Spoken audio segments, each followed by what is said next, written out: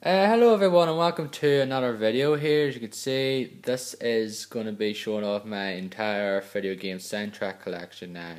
And as you can see, I have a pretty, not a big huge, but a big, pretty sizable collection nonetheless. So and I'm looking to get more, in the future as well anyway. So like just, mostly stuff, music I really love, and like of RPGs and things like that. Because there is certain music, there is certain ones I really like to get, but the fact is they're so damn expensive. Okami, for example, is one I really would love to get though, but the only way I'm going to get it is basically downloading it though properly, like legally pretty much, because the soundtrack itself is pretty expensive. You're not going to get it any less for like 40-50 pound. But anyway, I promised this in my mystery unboxing video and decided to do it now. Well, not really, because I've tried doing this numerous times though, but this is probably my 50th take on it already. But anyway, let's get going here. The first game, this is all in alphabetical order by the way as well. The first one is Bastion. So this is the physical version, of course, with the autograph by Darren Korb, who's the composer of the game, the ones who did the music. And there's a few, like this game has brilliant music though. It's very memorable music though. Build That Wall is one of the ones I really enjoy in it though, but it has a great music in it, and it's like pretty much fits together with the gameplay and the no narration of the game as well. It's very like one of the better Xbox Live Arcade games as well, and very much looking forward to Supergiant Games' is upcoming, whatever they plan to do next.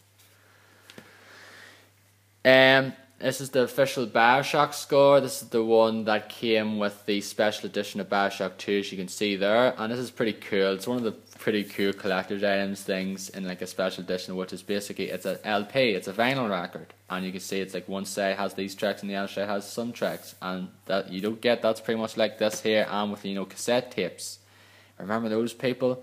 Where one side had a bunch of tracks and the other side you had to switch the tape over or whatever to listen to the rest of the album or whatnot now. And whew, it's a long time since you've seen cassette tapes nowadays. All it is now is like CDs and even digital stuff now. Most people don't really get CDs nowadays and just usually just get digital stuff. But it's a cool one nonetheless. I can't play it because I don't have an LP record here, but it's cool nonetheless. And this is the second one, which is a proper CD, and you can see here it's in the style of an LP record as well, vinyl record, whatever you want to call it. And it has the track listings in the back there, and also has like pretty much a little thing here about from the guy who composed it, Gary Shaman. I probably butchered that name. Blue Dragon original soundtrack. Sorry about the glare there. This is all music composed and produced by Nobuo Uematsu. This is of course Miss Walker's first game, and I quite like the music in this here though. It's not it's not the best music ever from an RPG, but I like it enough to get the soundtrack though anyway. And some of the tracks in it are memorable. I like Waterside, which is kind of the one of the main themes of the game. I love The Seal is Broken, which is the final boss theme, one of my favourite final boss themes ever. Absolutely love it. And also I quite like Tsumi, Call Me Crazy or whatnot. I actually like Eternity, which is the boss theme, and I know a lot of people absolutely hate that song, that theme.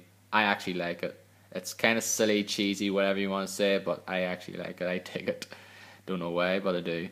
It's a good game. I liked Blue Dragon anyway. I don't say it was a brilliant game, but I enjoyed it anyway nonetheless.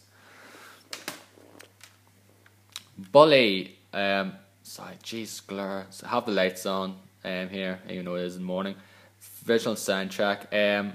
Got this for like £1. I think at a CEX store or some like second hand store for like a while back now, and I haven't listened to it. Like I do remember the music in the game being pretty cool anyway. It's like, yeah, it's only £1. Just might as well get it for that price anyway. It's pretty cool to have anyway, and slowly be another one in my soundtrack collection nonetheless.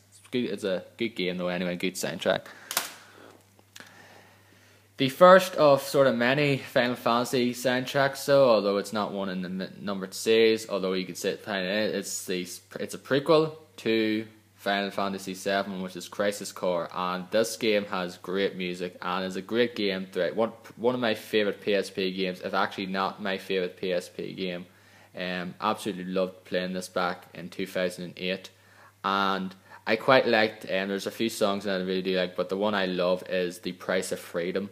I really do love that one. Just check it on YouTube. It's really nice, sort of mellow, melodic, like kind of sort of nice, sort of kind of bit of a somber one. Like has like a lovely, I think it's violin in it, and like has a like kind of acoustic guitar sort of, so sort of like guitar melody to it as well. It's really nice and very check it out. It's a good game, good soundtrack.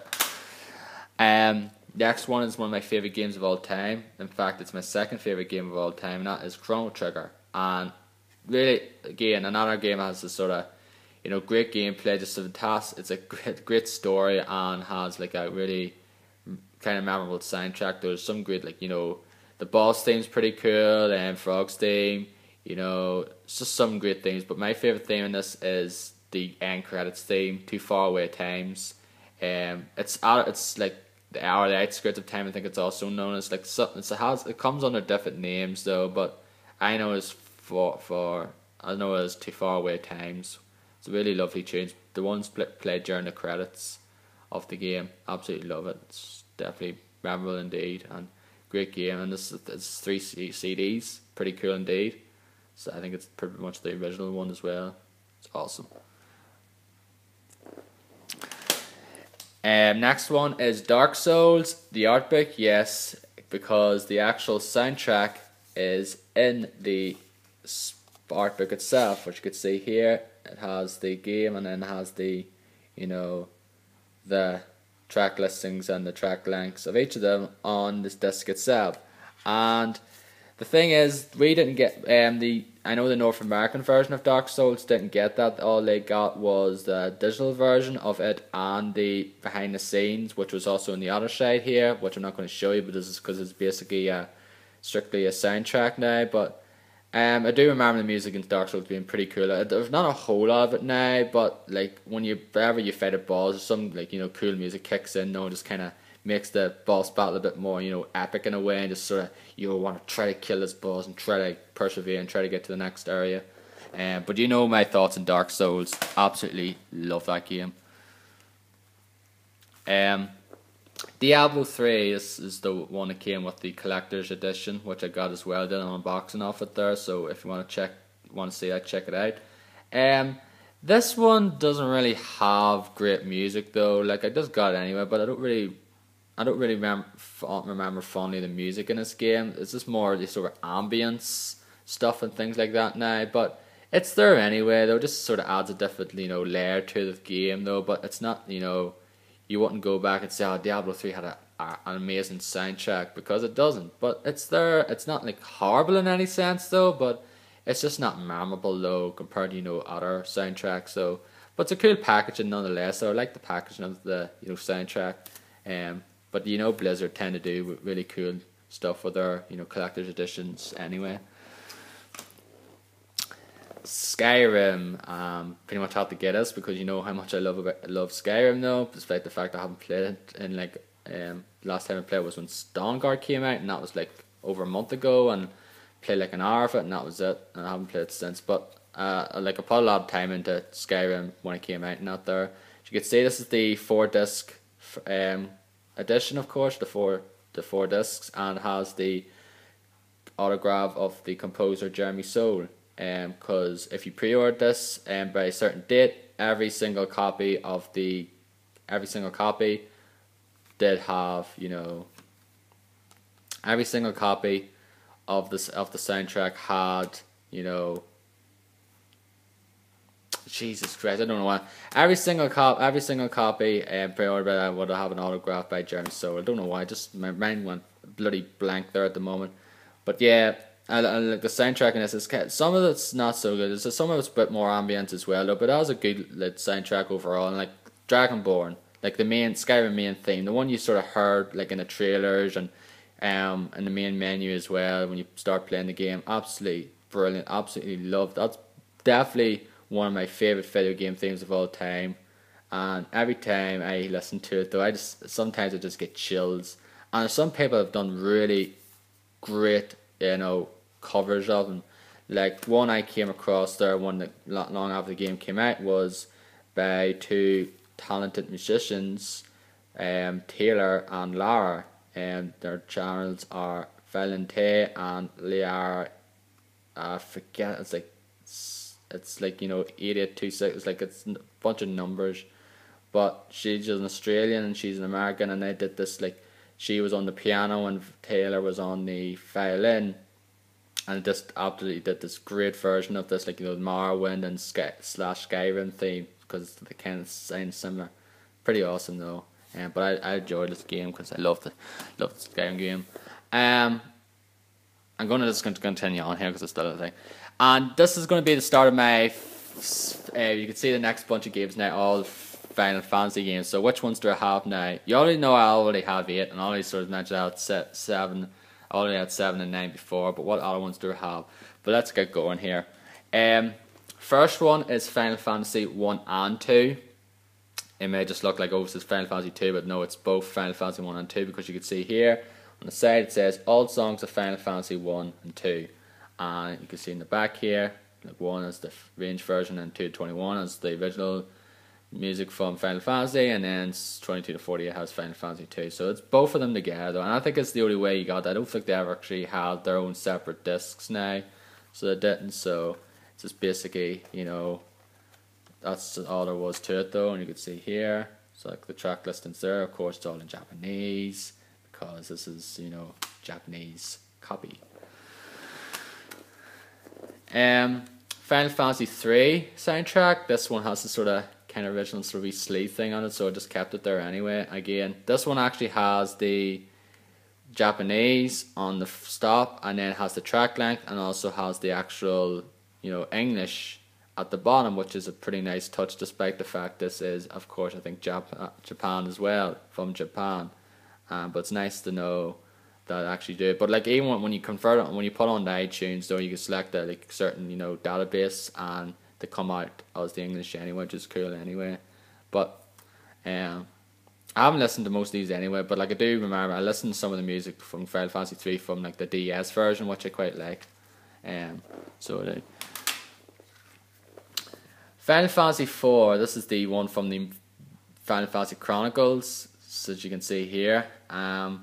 It's basically the soundtrack anyway. It has all the tracks from the game as well anyway, so it does, but it's just the Chronicles version. So it's not the actual, proper sort of old school Japanese version, from years ago, but I got it anyway. It doesn't really matter though. It does have all the tracks anyway, and it's like Final Fantasy Chronicles, which we know is Final Fantasy 4 and Chrono Trigger. And a lot of people really like this soundtrack as well. A lot of people consider this to be their favourite Final Fantasy game as well. I played a bit of it though, and I think it's a good game. I know a lot of people, one of the main, like, most popular themes in Final Fantasy history is Theme of Love, which has, of course, come from this game. And I think finally I'll probably end it here now, not to continue on in the second part. This is, of course, Final Fantasy V. Again, has the proper sort of slip-on thing at the side here, and this is 2 discs now. It's actually 3. It's just 2, even though you consider it to be 3, but I think it's only 2. And this is Squaresoft in the back though, so this is definitely sort of old school. This is not like some sort of re-release now, which I actually have do a few of them though. There are the Japanese sort of ones, but they are reissues, because they have the Square-Enix logo on them rather than like the old like Squaresoft. But this is actually this is the only one other than 2 that I've never played. I actually haven't touched whatsoever in the Final Fantasy games. Like, I've pretty much played every other one in the numbered series. For like, it might have been, some of them might have only been like once or twice, and other ones I've pretty much played through a lot of. And this is one I actually haven't touched whatsoever. But not a lot of people don't really consider this to be a favourite of theirs anyway, and it brought back the whole job system as well in the Final Fantasy series. That will do for part 1 of this here. I'll see you all in part 2, where I continue on with my Final Fantasy collection and the rest of my soundtracks. So, see you soon.